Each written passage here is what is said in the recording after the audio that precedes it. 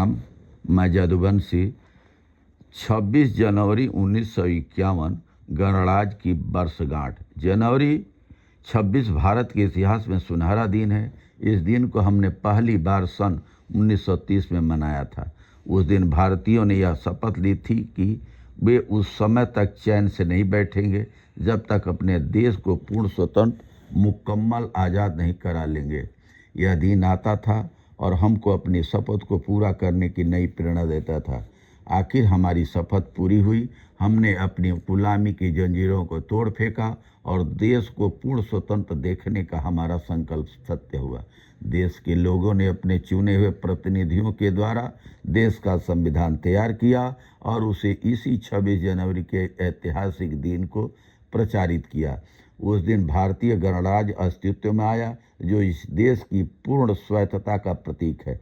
आज के दिन देश के इतिहास में नए अध्याय का आरंभ हुआ है। मनुष्य के जीवन में विश्राम के लिए अवकाश कहाँ? जब तक जीवन है तब तक उसे जूझना है। वह मृत की गोद में भी विश्राम पाता है। किंतु राष्ट्र का जीवन व्यक्ति के जीवन से इस अर्थ में भिन्न है कि उसका कहीं अंत नहीं है।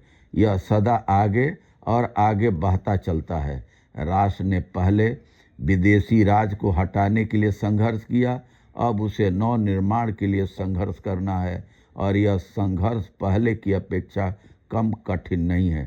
संहार की अपेक्षा निर्माण हमेशा ही कठिन होता है। यह हमारे पौरुष को चुनौती देता है।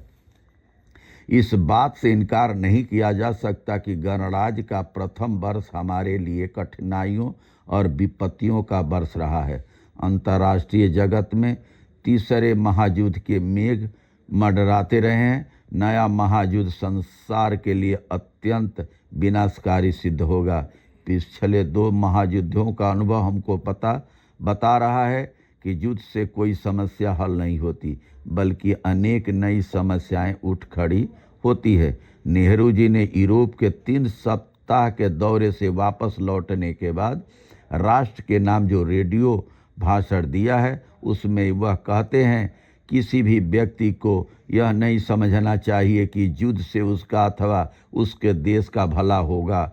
युद्ध से न केवल असीम विनाश होगा, बल्कि जो बचे रहेंगे उनकी आत्माओं को भी वह कलुषित कर देगा। दुनिया को यह युद्ध की महाविपत्ति से बचाने के लिए भारतीय गणराज्य ने अपनी समस्त शक्ति से प्रयत्न किया है।